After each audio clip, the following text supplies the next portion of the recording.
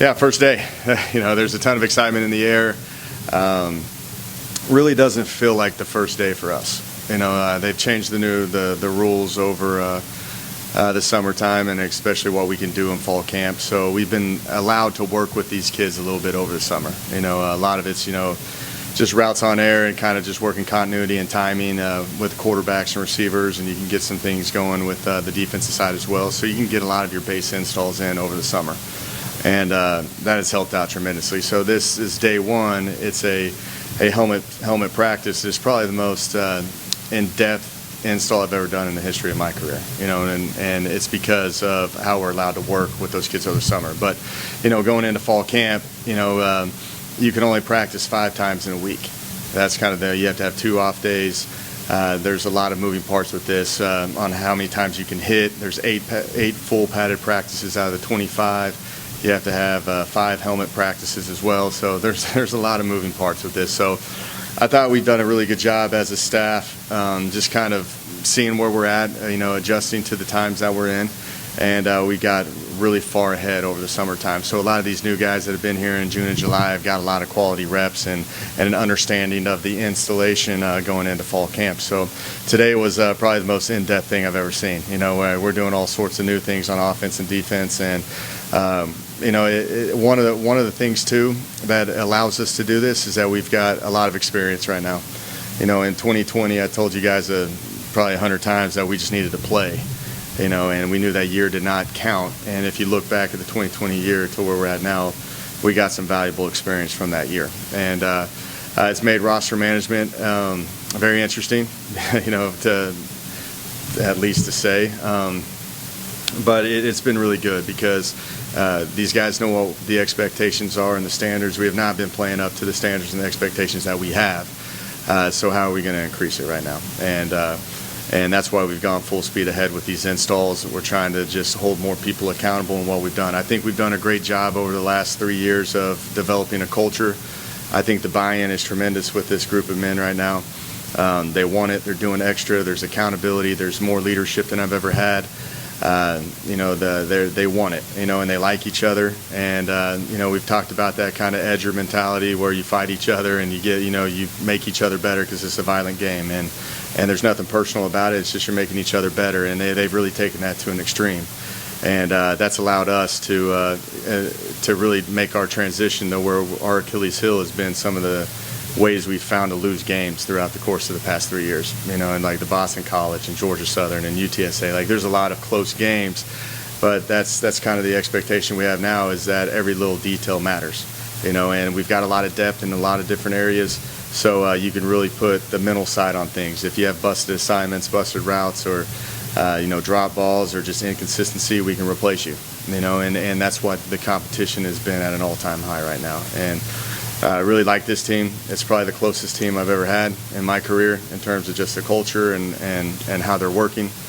But we still got a lot of work to be done right now, and that has to all be the focus on football right now in fall camp. And we've got to make huge strides as a team from an efficiency standpoint, just from anything in general.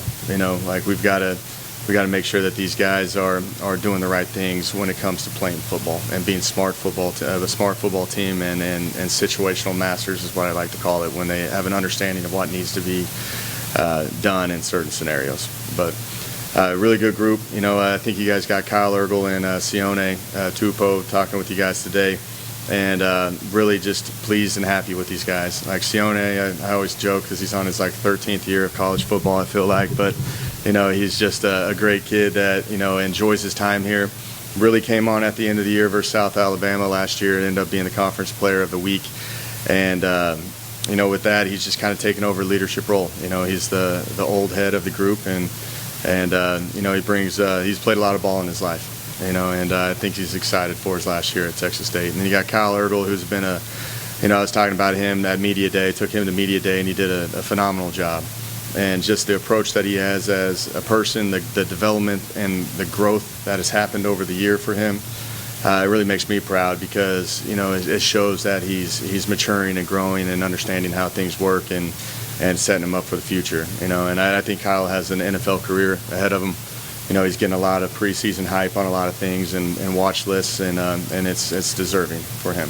But you'll enjoy talking to those two guys today, and we'll have some more guys for you to talk, individually with as well. But excited for this year, and again, like I said, we got a lot of work to do. So, questions?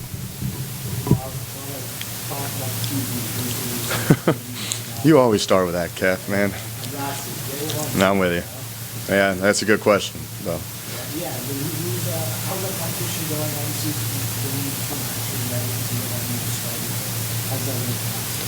yeah, it's like if I would have told you, and I said this in media day, if our starting quarterback would have been at App State, and then we take the Arkansas State quarterback, I'd be like, what world are we living in right now? Because that's just kind of the nature of college football. But you had to go into this season. You have a good competition with Ty and Lane, all right, and I wanted to increase it, and we had these talks from roster management, and are you comfortable? You have two developmental quarterbacks underneath those two, and do you want to roll the dice and go into a season with only two QBs that you're comfortable with? So we brought in C.J. Rogers from Baylor as well, who has been a great addition.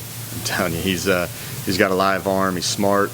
I've thrown the whole book at the kid already. Like I've said, the installs are at an all-time high, and he can handle it. He still has some things he's got to learn, but that's because he's only been out there for one day with us. And I think he's adding a whole nother dimension to this entire QB battle. And so it's going to be fun with those three. They all bring something different. But the thing that I see with all three of them, it allows me to go back to the things I've done in the past. When you look at Brady and the style of play and how we had to call games, and with Tyler Vitt as well, they're two different style guys. They're kind of QB run guys. They're more move the pocket guys.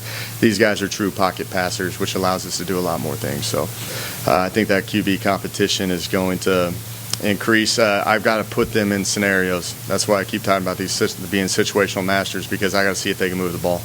That's what it comes down to as a QB. You can sit there and run plays all day, and but can you consistently do it, and can you find a way to get the ball in the end zone? So that's going to be increasing throughout fall camp. But, I know you're going to want to know who it is, but it's probably going to end up being announced like we always do right before a mock week. So it's really 2.5 weeks from today it'll be announced, and then we'll get those distractions out of the way, and we'll move forward and leave that with and you guys kind of know how my thought is with QBs. You got to say, hey, you're the guy, and we believe in you, so you're not walking on eggshells, or you're the guy that we believe in. So.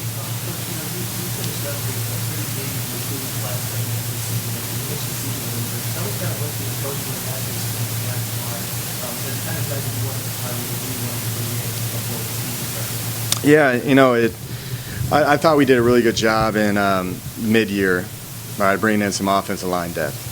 So the offensive line strategy was developmental guys, and then we still are going with, the guys that are available and at the time, and are, 4-year transfers, but they've got, 3 years. What everyone, the perception of us is that we take 1-year guys, but all of our transfers combined have 3+ years of eligibility right now, and that was due to the whole, one-time transfer, in your career, but that's about to change to unlimited, which that's going to turn into a whole nother animal in the future. But we were more about development with the offensive line. We needed guys to make an immediate impact at defensive line.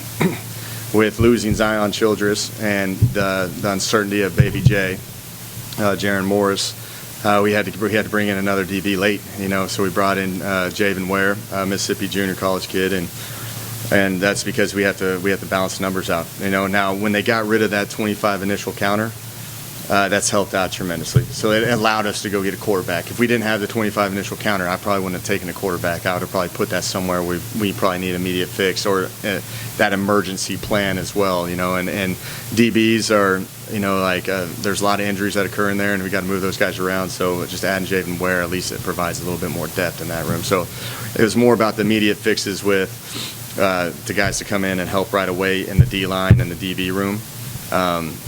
Losing Savion Patton, that's a big force right there, and I think we've added a lot of guys with the Bell brothers and Nelson Mbanasor and Myron Warren.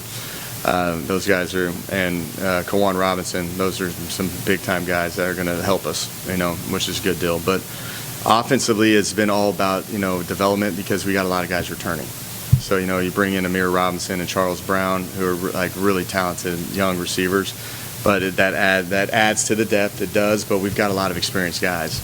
Like you're sitting here looking at our 5 outside receivers, it's really 6. You've got Dennis Robinson and DeMarcus Gregory and Marcel Barbie and Javen Banks, and then you got Brooks McCoy in there, and then Charles Brown. So you got 6 guys that I can lean on at times. And then the inside, you got Rontavious Groves, and you got Ashton Hawkins, and you got Donovan Moore, and you got Julian Ortega-Jones, and you got Tweeter, and you got Drew Jackson. Like, there's a lot of depth there.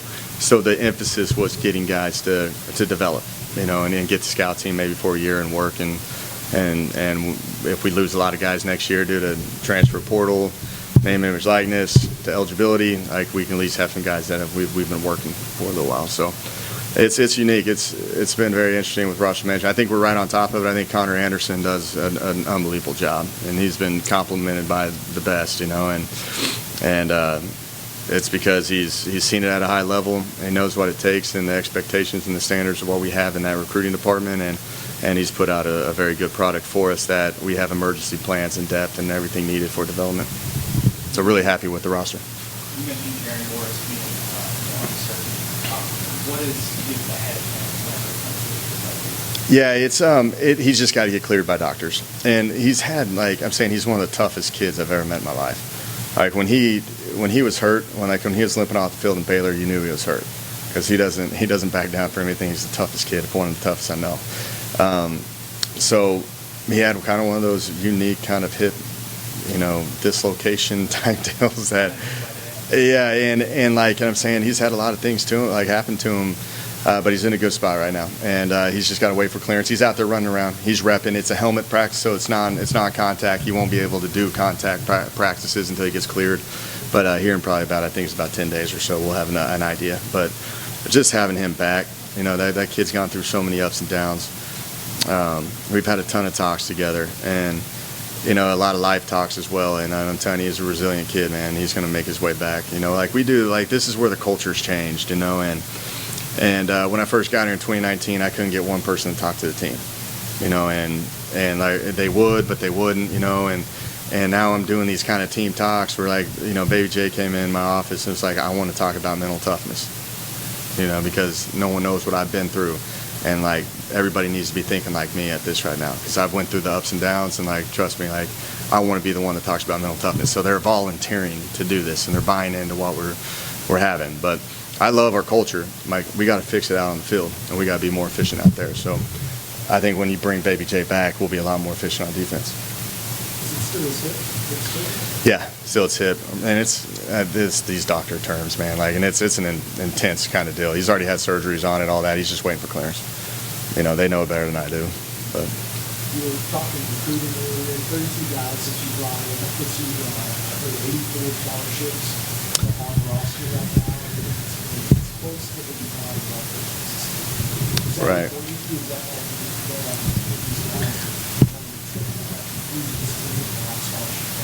yeah, and I'm all about that. And plus the 25 initial counter, that's allowed us to catch up in numbers. They got rid of that, so you can sign as many as you'd like of what available, scholarships you have. So that kind of changes everything. But,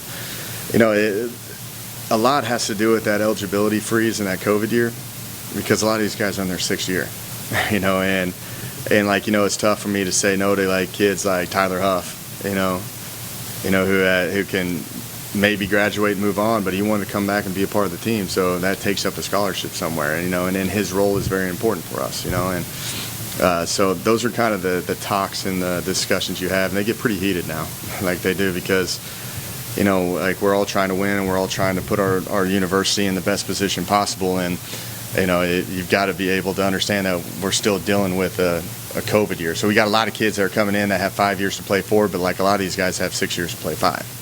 Because of the COVID year. So that's how you have to balance your numbers. And then when you get to the end of the year, you have to have the conversations of, all right, you're graduated. Are you planning on continuing to play football, or are you going in the real world? What's your, or the guys that actually have exhausted their entire eligibility. So there's always discussions happening nonstop. I don't know if that kind of makes any sense to you, but it's it's a very interesting kind of dynamic that goes on with roster management. Carry over 2020, Yeah, like this time next year, it's going to be a completely different talk.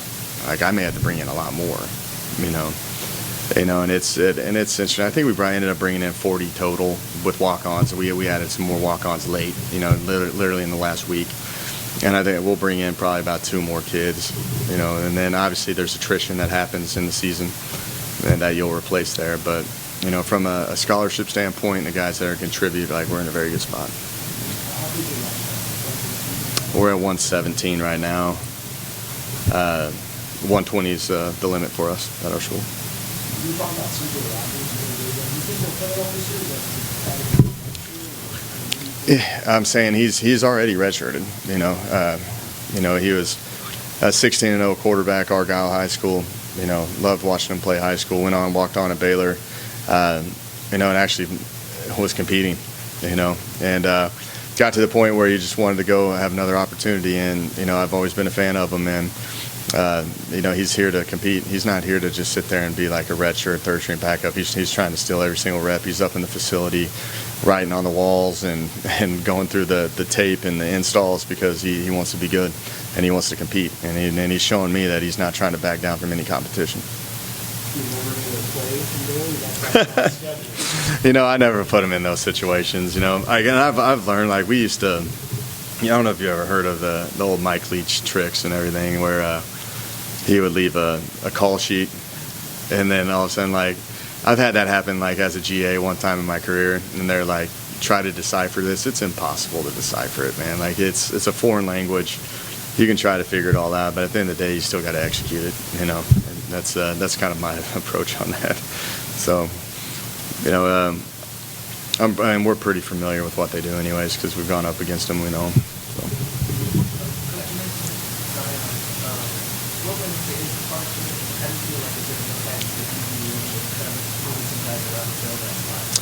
Yeah, with Zion, man, love that kid. It was a really tough decision for him, you know, and you know, he got an opportunity to go. You know, I'm never going to knock a kid for like the decision and the family decisions and the potential for a name, image, likeness deal or anything of that nature, you know, and for him to go and play at, you know, in the SEC, I'm not going to knock him if that's what he wanted to do. I'm all for him. You know, we left in great standing because, you know, a lot of people can get bitter about that stuff, but like this is the times we're living in. I'm saying, like, we had just Zion. Like, I've heard hundreds of horror stories from different schools out there, you know, and like I've said it before, what I've learned is everybody has different circumstances across the entire country.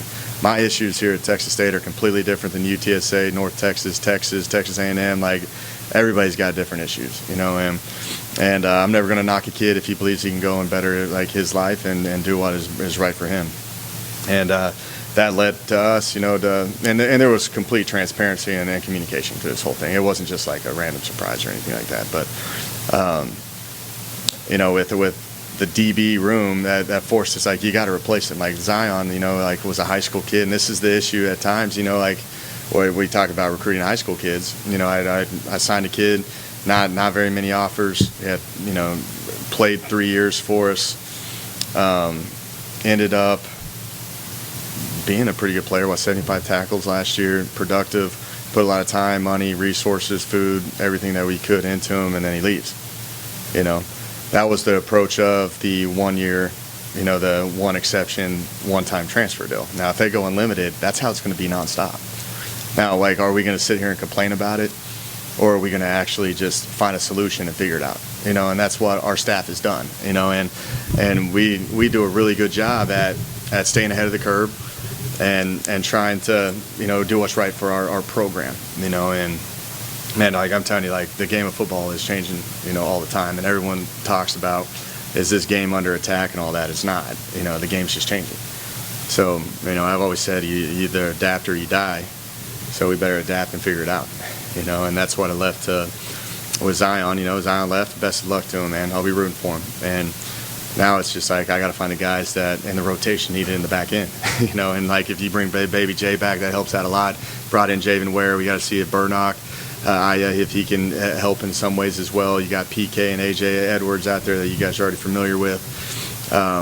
and then you got Rod back, and Rod's an old head too now. I feel like he's been here for like 20 years, but like there's a lot of good depth back there, but like it's a lot. Now the other thing too is defensive guys play a lot of special teams. All right, well that's what I'm telling the receivers. Like I said, we had like 6 inside guys, 6 outside guys, all this stuff. Well, you guys better provide value because we've got over 80 guys that have played in college football games, and you can only take 70 to your first non-conference game. That's the limit. So there's going to be some guys that have played for us that won't make that trip. That's just the nature of it. So you have to provide value. That's why the installs are going at full speed ahead, and that's why we're documenting every single thing because and we're wanting this to be a very competitive spring fall camp.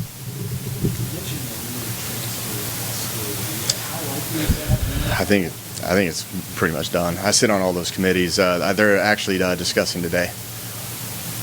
But like they'll make it where you can transfer as many times as you want to in your career and be immediately eligible, depending on if you're in academic good standing and your university can accept your credit hours and all that stuff.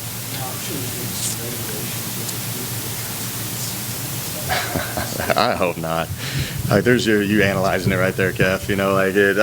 Those are like the nightmares of it all. Because I think they'll have windows, but you have to be with that team, and then once you get to a certain window, then it's free game from there. So I think they've thought about that whole deal. But they're probably going to proceed with unlimited. I don't know, but just from what you see and where everything's going, I wouldn't. We're preparing for it. Just like what we did for the one-time transfer, we're preparing for this as well. You mentioned that the quarterbacks and receivers over the summer, doing some content on balance and stuff like that. It's something in the past you guys haven't had. So how would you evaluate the chemistry between your teams? Yeah, it's really good, and I'm telling you, those quarterbacks, you get those guys out there every day and they're throwing nonstop. What's allowed me to do, which is being able to work with them in the summer on the routes on air concepts and all that, like I can do like motions and stacks and bunches and do all that stuff, things that you typically don't get to until probably like week 2, week 3 of your fall camp. Practice like 8 to 10 around there, and what we've done is now we have a ton of variety and different presentations, and we've discussed it and we've worked the timing of it all out. So it allows our defense had to guard a lot of things today because we've been working on it all summer, but it's going to make everybody better in the long run.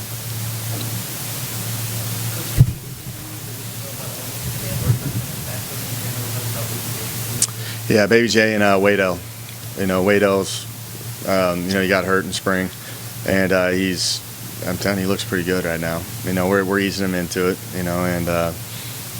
but those are the only 2 that were kind of big. Now we do have a ton of depth right now, like I keep saying, which we're going to be calculated with pulling guys here and there, and forcing some other guys with more reps, like Dolan Cooper. Like I know what he's capable of doing, let's see who the other tackle is going to be, let's see who can be our emergency center situation. That's always a good topic. So let's pull Russell Baker for a day or something like that, and kind of go from there. But that's kind of how we're going to be, just because those guys got bigger bodies, obviously, and the wear and tear on it. But major injuries right now, we got none. You spoke a lot about the closeness of this team and how much you appreciate the culture and that's in spite of having a lot of transfers, a lot of people that are coming and playing and everything like that. How are you able to maintain that kid and make that close? Yeah, it's everyone says like, oh, you can't build a culture with transfers or anything of that nature, but like it's a team. Everybody comes from different backgrounds and upbringings, and just different positions. And honestly, like everywhere you go, like O-linemen are the exact same at every single school that I've ever been at. DBs are the same, receivers are the same, quarterbacks are the same. And what we said, because everyone was being very critical of the culture. No, what we did was we really talked about needs. I listened to the kids. I listened to the players. Like in 2019, we had a bunch of issues. 2020, we had some issues, but I listened to them. I took the leaders of our team and I said, what are the issues that we need to address? And we had to dismiss some kids. We had to, make some changes with some, personnel. And they understand that, like, I'm willing to work with them, and they're going to work with us. And then anytime I bring in a kid, which I love how this team is, if I bring in a recruit, they are very selfless. Like, a lot of people can get very uptight, being like, oh, they're bringing this guy in to take my job or like whatever that is. No, they understand that we've got a culture and we want to win, and we're bringing in these players to help us win. So they're going to help them, like, show them the ropes of what they know and understand, like, currently. And it's been passed down. And it started with Savion. Jordan Revels has been here since day one with me. We passed it on to Kyle Ergel. Kyle Ergel's been doing great. But everybody sits there and talks about how, you can't build a culture with transfers. Like, this is literally the closest team I've ever been a part of in my entire career. Because they're mature. They've already probably had an ups and downs at a previous school or a situation. They've learned from it. They've grown from it. They understand how it's not about the glitz and the glamour. It's about playing football and team, and you need a team to come along, everybody doing their job. And, if you can get everybody doing the job, then you're going to have success across the board, and that's what they understand. And I applaud these guys because they buy into it. Coach Damon down in the weight room does an unbelievable job too. I'm saying, I step away. When Coach Damon is in off season, I step away from it all because that's his deal. And he hits. We talk about culture. We talk about direction. Things we need to improve on. The transparency of looking yourself in the mirror and figuring things out. And we've got a lot of people that hit it. James Sherman does a great job from a development standpoint on the off the field stuff. From housing and academics and just, being a mentor for them and helping them out and doing what he can for them. So we've got everything kind of compartmentalized, and everybody plays their role and they bought into it. And there's a genuineness with the coaching staff that we actually truly care about these guys. And then they truly care about each other. And I'm saying, I love this thing. I love coming to work every single day because of just how close of a group they are.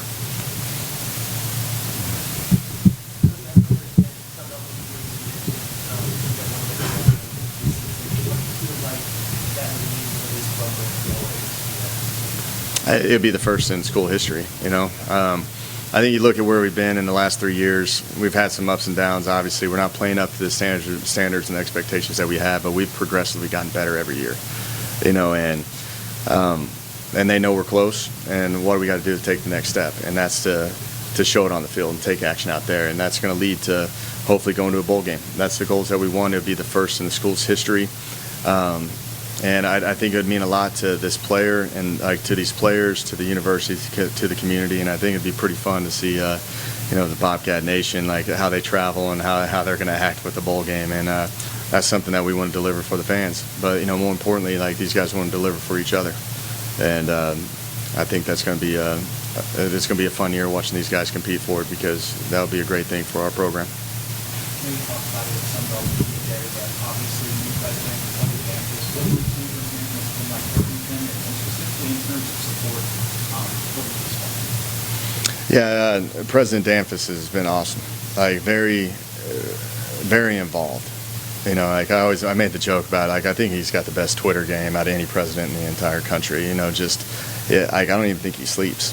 He's just so engaged, and the main thing that I've learned from him is that he's a servant leader. You never see him talk about me and I and all that. It's we and us, and it's just how I think true leadership is. And then that's it shows that he's not afraid to drive around campus or come into the locker room or do whatever. He's going to be there and support in any way he can, and that's kind of been the way I've always led. And how I think some of the greatest leaders that we've ever witnessed in history are the guys that are the ones that are servant leaders and are going to be there for the person to the right and to the left of you and help you in any way. And I think that's what he brings to this university, and it makes me even work harder. And I'm telling you, I thought I couldn't work hard enough. These 3:30 a.m. wake-ups are pretty brutal all the time, but I do it for these guys, and then obviously, he wants this university to be great in all facets, from education to athletics. It doesn't matter, he just wants everybody to succeed and make this a university that you're proud of. And it's already rubbed off on everybody here, and he's already said he's come to every single game. He showed up at my first speaking engagement, in Austin, over the summertime. So there's a lot of great things ahead with President Danfus. Mm-hmm. With President Danfus and Tom Coyle, how much confidence does those guys have? that? Oh, they're working now. I'm telling you, just the direction of Don Coryell and the direction of President Dampus is what this university needs. And you know, everyone talks, you know, like that whole athletic, you know, article got brought up due to the guys sitting in the room. I use their indoor facility, and they're my good buddies. You know, like there's nothing. It's just the way it is. You know, and our kids don't care about that. They don't, you know, and that's the culture we have. Like, you know, our weight room is one of the smaller weight rooms if not the smallest weight room in college football. And, you know, and we talk about, like, when you go to, like, Lake Travis or, you know, they've got a way better facility than us. But at the end of the day, it doesn't matter what it looks like. It matters what goes on in it. And all those weights move the exact same everywhere else I've been. I think that we've had a lot of discussions. You see what we've done with the preliminary, you know, weight room expansion that they've been working on now. Like, you know, they've been working on for a while. Then COVID hit, obviously, too now, and COVID's changed a lot. I think I've told you guys before, I don't know much about construction, but it jumped up like a crazy amount of money, and I still don't understand why. But like, someone else can explain that. But that's what you have to do. Like, you know, like you got to make things better all the time. And you know, I've been fortunate to be at some of the greatest facilities in college football, like Texas A&M when they built that whole thing. But like, it shows the commitment, you know, to winning. And I know our athletic director Don has put an emphasis on that, and President Dampus too. And what President Dampus has done, like at Arkansas State, building that indoor facility, and probably one of the best kind of end zone facilities in the country, like probably like top 10, top 15 for sure. It's a beautiful facility. You know, I know he's going to bring that energy and you know, what is needed for athletics to compete. You have John Walsh. Was it San Marcos? Yeah. Yeah, you know, I signed John Walsh's son at Oklahoma State in 2010. Shows you how old I'm getting. You know, but yeah, JW, unbelievable family. His daughter's actually coming here to play volleyball. You know, and you know, Coach Soto did the same thing with us. You know, and because they understand it, they get it. You know, like, our biggest issue is lightning. You know, I don't care about cold. Like, we got to play in the elements, especially when you get James Madison coming in and Marshall. Like, I coached in West Virginia, and we always thought it was, you know, a competitive advantage. You know, when we played a Texas team, we knew that we'd beat you the second you got off there, especially in November. We knew we'd beat you. You know, and anytime it's cold, I want them out there. You know, but the thing that hurts us is the lightning delays, and then us canceling practices and all that stuff. And you know, but it is what it is. We don't have excuses for anything that we do. Like, I'm telling you, like, from facilities to how we've been playing, we don't have excuses at all. Right? And it's kind of been how we've been addressing it as a culture, and we know what needs to be accomplished to win, and that's kind of our focus right now.